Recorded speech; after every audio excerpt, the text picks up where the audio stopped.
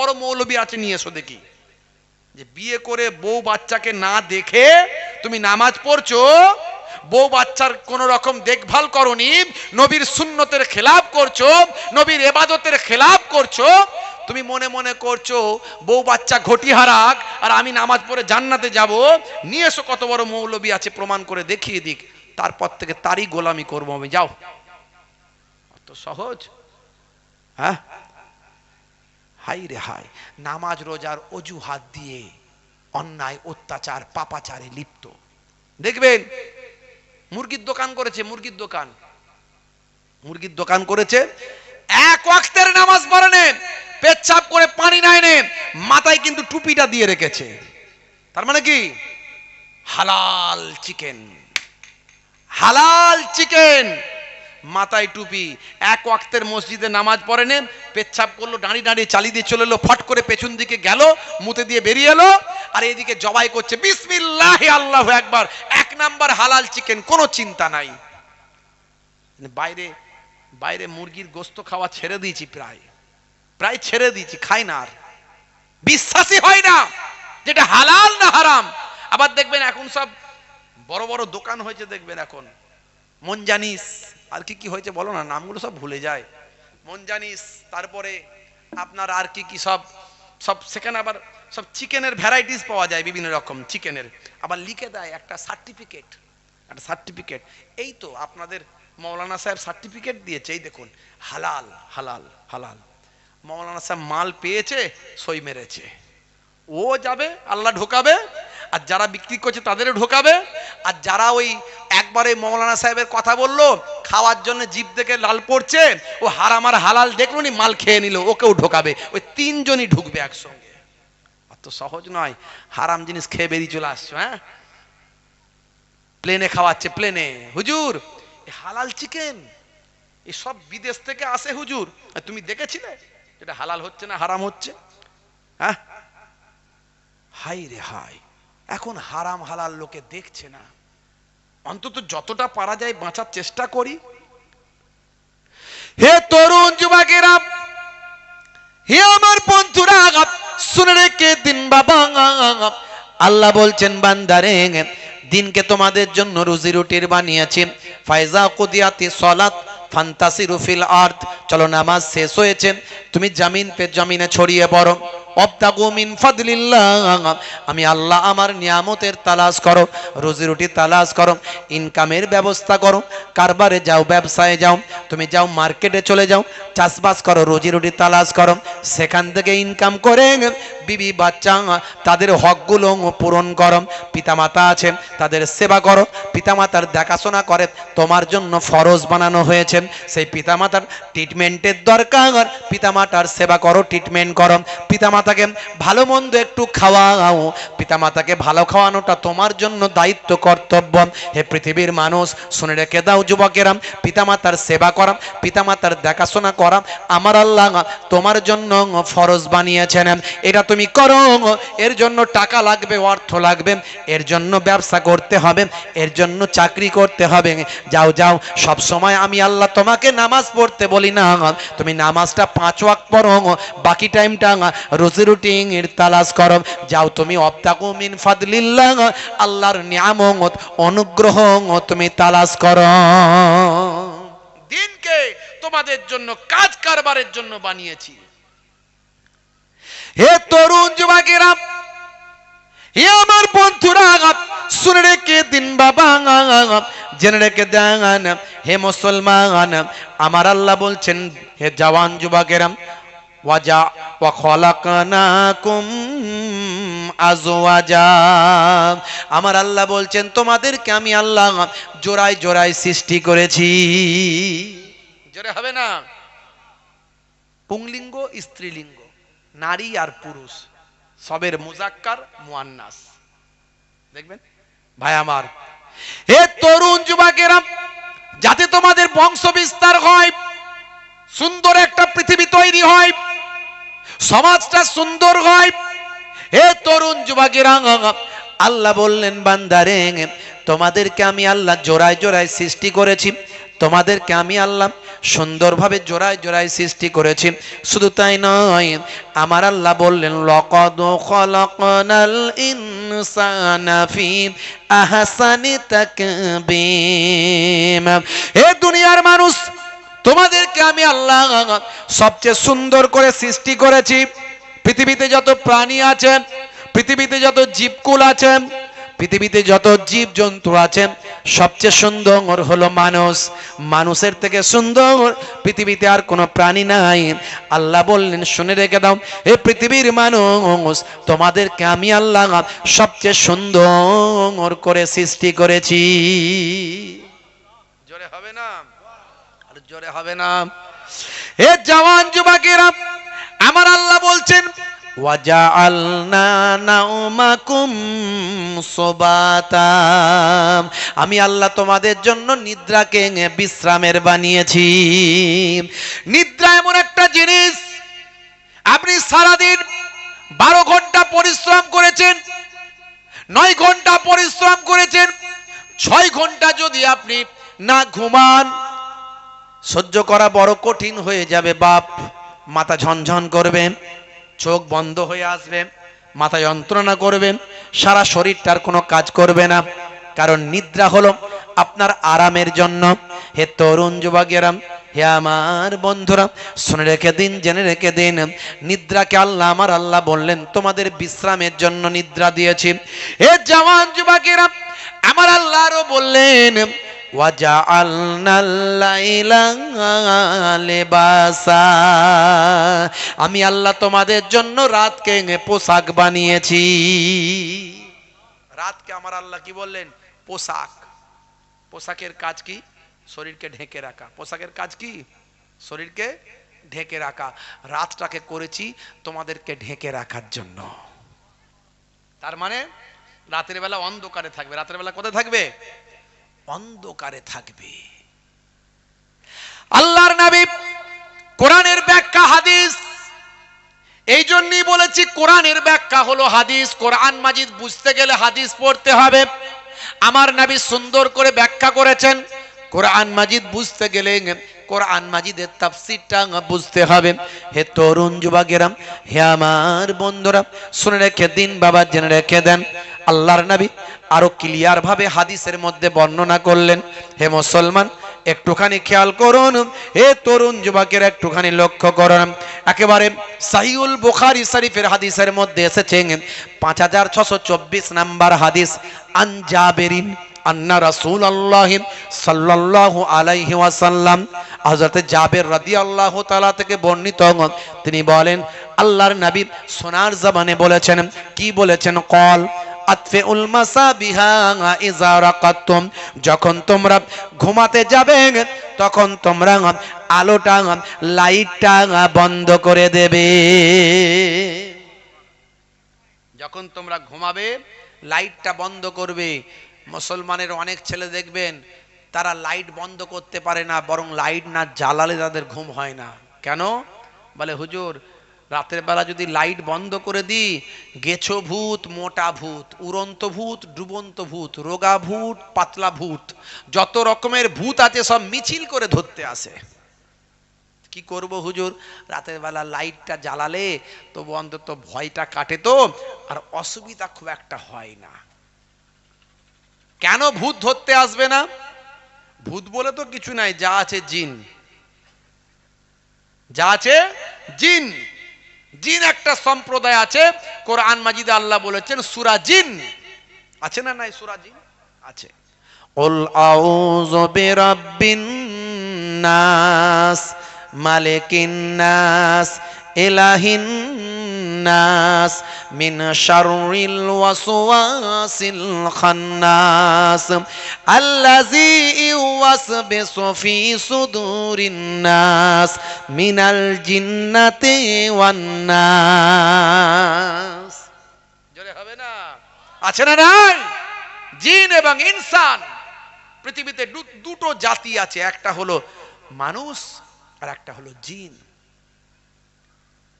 এই জিন মানুষকে ভয় ভয় দেখায়, ধরতে আসে, ধরে। কাদের ধরে? যারা নাপাক অবস্থায় থাকে, অপবিত্র থাকে, পেচ্ছাপ করে পানি নেয় না, নামাজ কালাম করে না।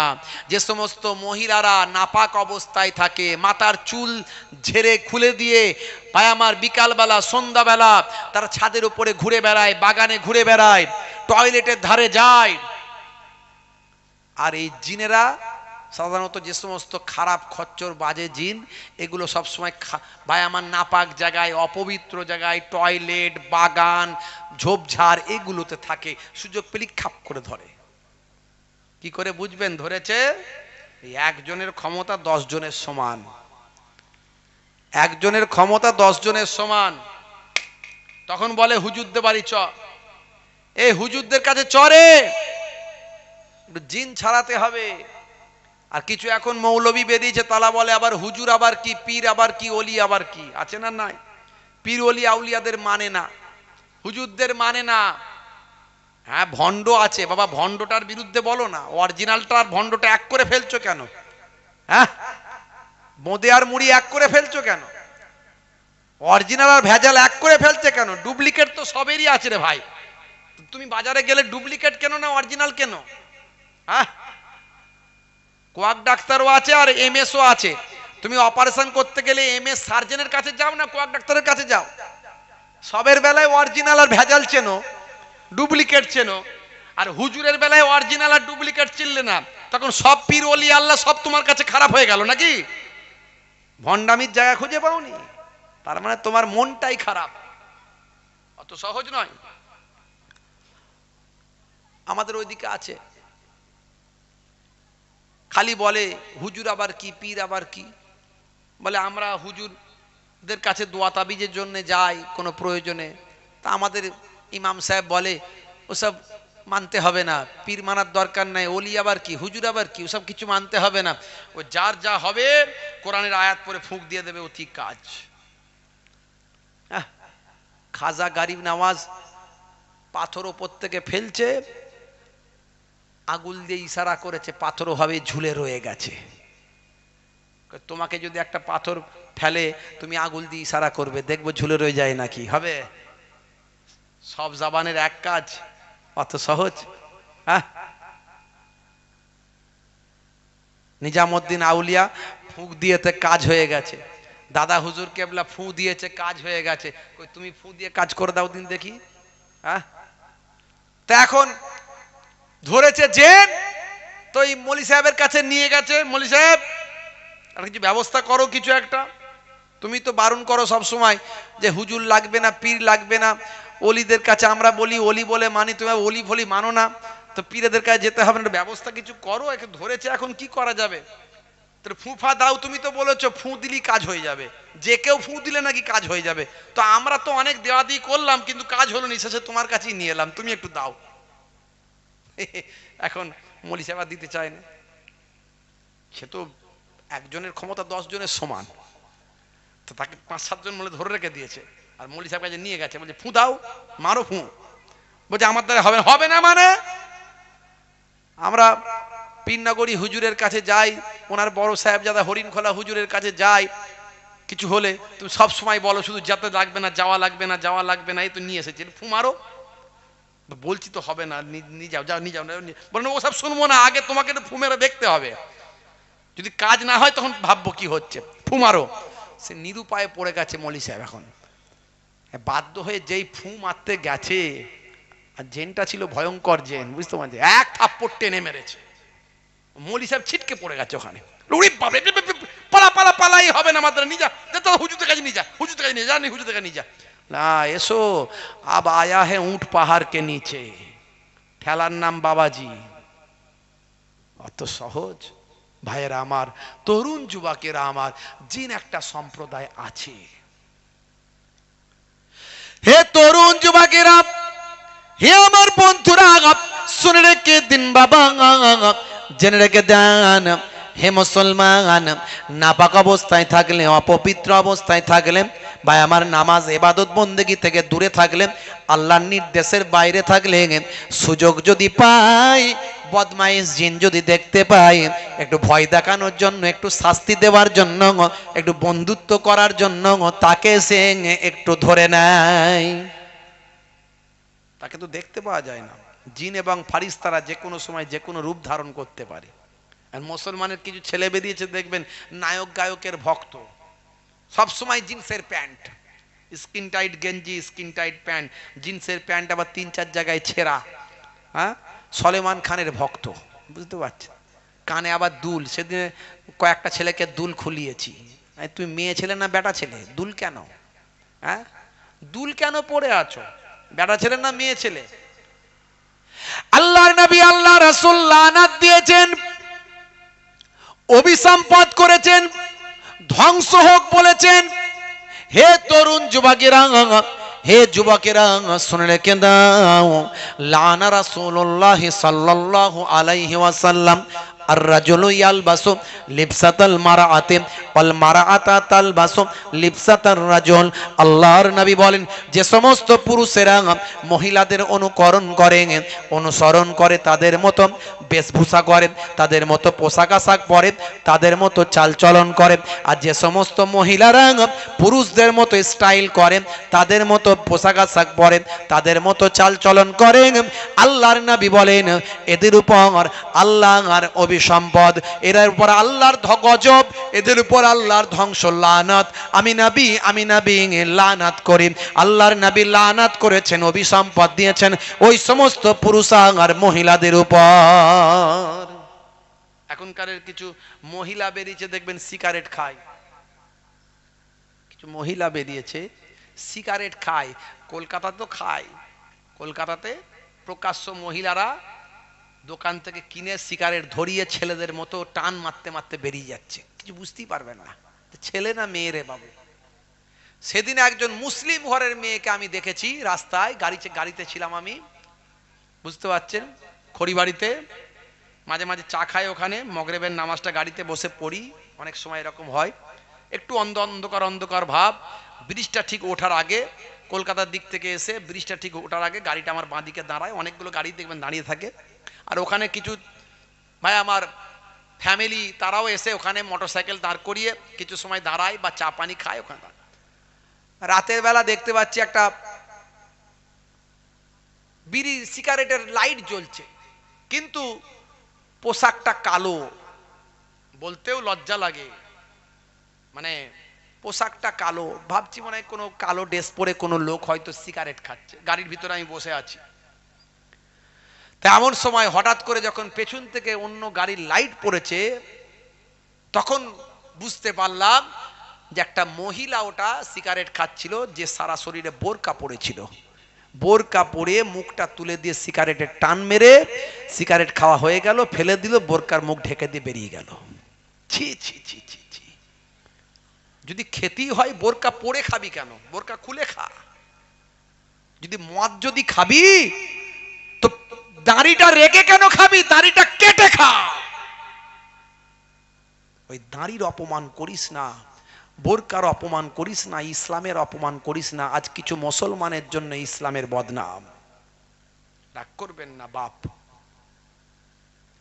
হে তরুণ যুবকেরা, হে আমার বন্ধুরা, হে আমার মুরব্বিয়ানেরা, শুনে রেখে দেন, আল্লাহ বললেন বান্দারে, হে দুনিয়ার মানুষ শুনে রেখে দাও, জেনে রেখে দাও, তোমাদেরকে আমি আল্লাহ তোমাদের জন্য রাতকে পোশাক বানিয়েছি।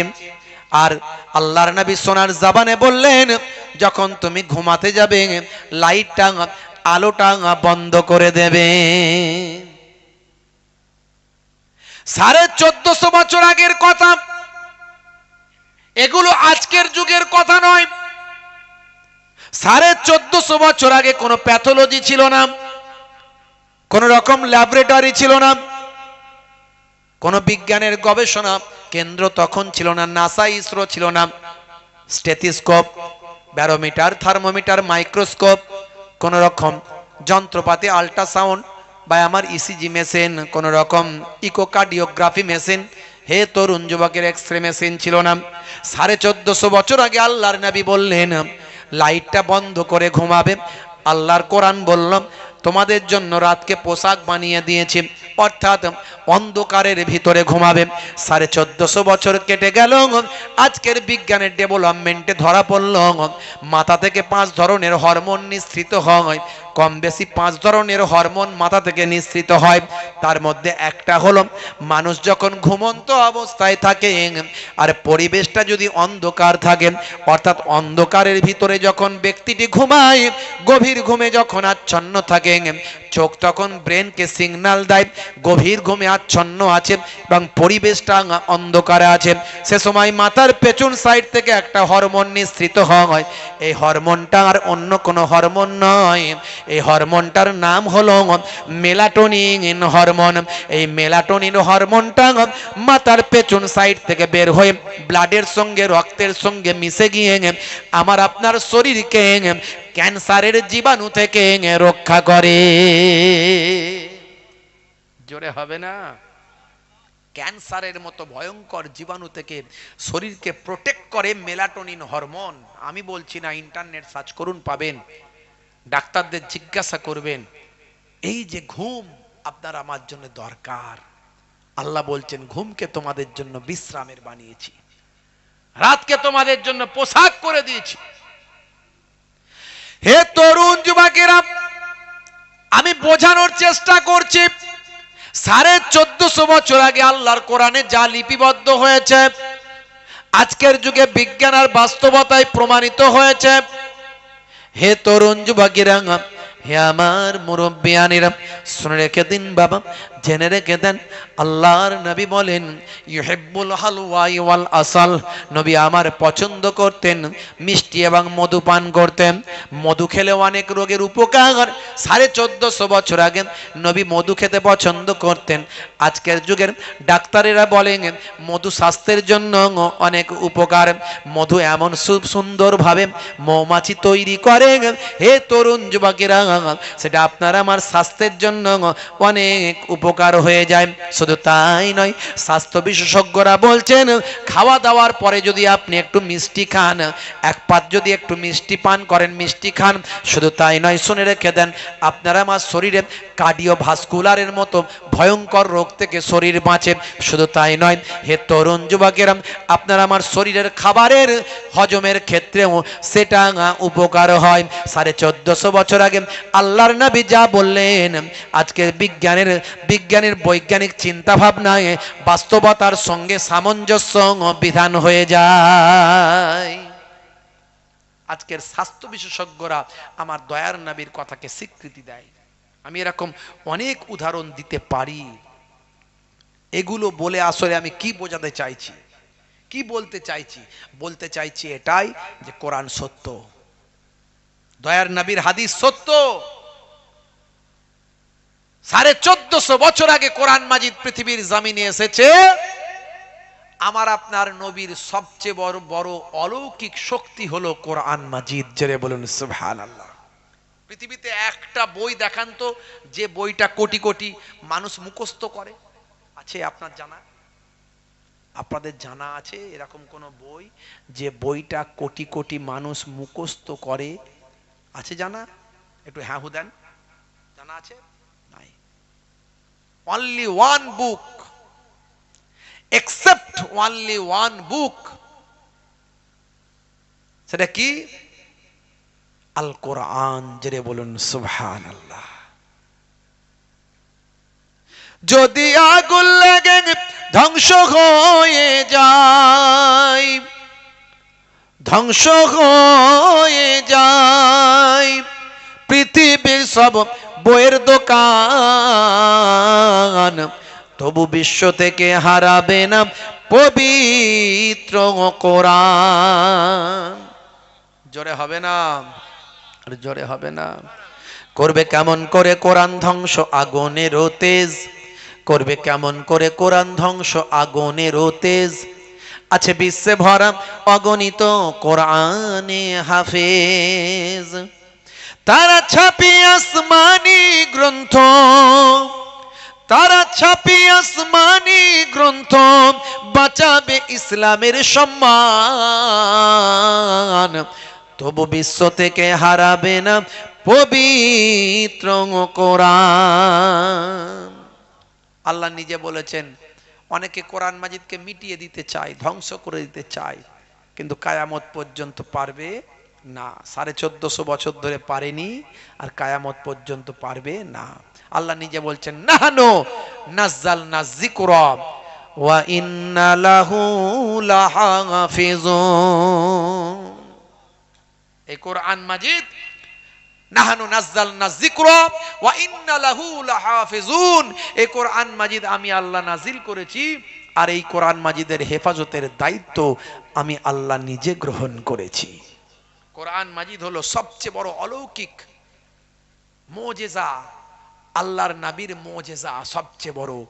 কিন্তু দুর্ভাগ্য, কোরআন মাজিদ আমাদের বাড়িতে আছে, আমরা পড়ি না, পড়ার সময় পাই না।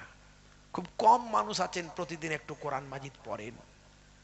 একবার কোরআন মাজিদের আল্লাহ এত দরজা দিয়েছে, একটা অক্ষর পড়বেন আলিফ লাম মিম, এই তিনটে অক্ষর পড়লে আল্লাহর নবীর হাদিস, সহিহ হাদিস থেকে প্রমাণ, আল্লাহর নবী বলেন তিনটে অক্ষর পড়লে 30টা নেকি আল্লাহ নামাজ আমলে দান করে দেবেন। আল্লাহ চাইলে আরো বেশি হবে, আলিফটা শুধু বললে 30টা হবে। আলিফ লাম ফে আলিফ, আলিফ লাম ফে আলিফ, যেহেতু আলিফকে আবার ভেঙে লিখলে আলিফ লাম ফে আলিফ তিনটে হচ্ছে, তাহলে আলিফকে যদি ভেঙে লেখা হয় তিনটে, লাম আলিফ মিম লাম, মিম আলিফ মিম মিম, এই 3 ত্রিকে 9টা। আল্লাহর নবী বলেন 9 10 90টা নেকি আল্লাহ দেবেন,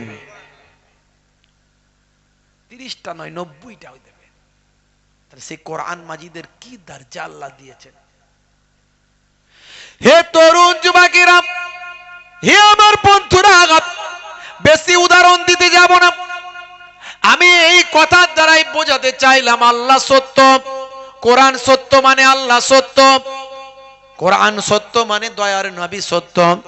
তাহলে যে সত্য বলে যদি বিশ্বাস করেন হে যুবক, আর কতদিন আল্লাহর নির্দেশকে অমান্য করবে, কতদিন আল্লাহর পথ থেকে সরে থাকবে হে যুবক, যদি তুমি সত্য বলে মানো। আমার আল্লাহ কোরআন মাজিদের ভিতরে বললেন বাল তুসিরুনাল হায়াতাদ দুনিয়া ওয়াল আখিরাতু খায়রুম ওয়া আবকা, এ দুনিয়া হলো তোমাদের জন্য ক্ষণস্থায়ী, পরকালটা হলো তোমাদের জন্য চিরস্থায়ী। অল্প দিনের জিন্দেগিতে আর কতদিন আল্লাহ ভুলে থাকবি রে যুবক, হে যুবক আর কতদিন আল্লাহ ভুলে থাকবি, কতদিন নামাজ ছেড়ে থাকবি রে যুবক, কতদিন রাসূলের সুন্নত ছেড়ে থাকবি রে যুবক। গর গর সওয়াল গর গর জবাব, আজ মরে গেলে কাল দুদিন হবে রে যুবক। কত মানুষকে তুমি দেখেছো তোমার চোখের সামনে মারা যেতে, এখনো কি তুমি ভাবলে না, চিন্তা করলে না আজ বেঁচে আছো কালকে থাকবে কিনা গ্যারান্টি নাই। কত মানুষকে তুমি দেখেছো তোমার চোখের সামনে দাফন দিতে, কত মানুষকে তুমি মাটি দিয়েছো দাফন দিয়েছো, কত মানুষ মারা গেছে তোমার চোখের সামনে।